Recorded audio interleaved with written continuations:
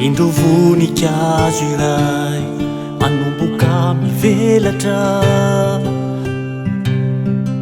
valiry fa tsofin'ny rivotra malefaka.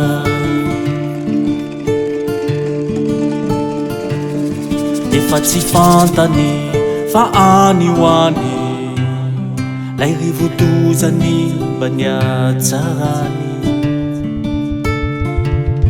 Manomboka voasarika reo loloma, tsy mbola sa manantona fa mbola miandry. Miandry ilay fotoana iray zay anjakan'indra, miandry ilay fotoana iray zay anjakan'indra.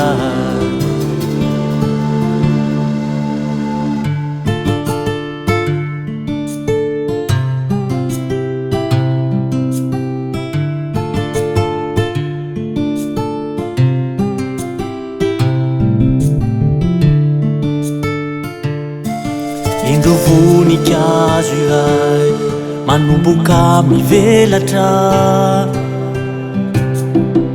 valiry fa tsofin'ny rivotra malefaka.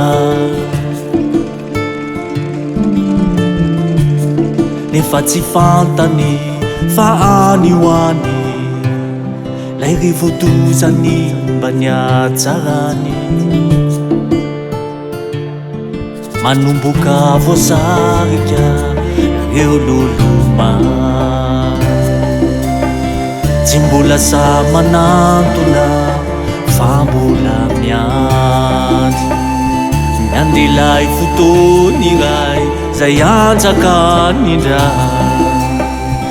miandry ilay fotoana iray zay anjakan'indra.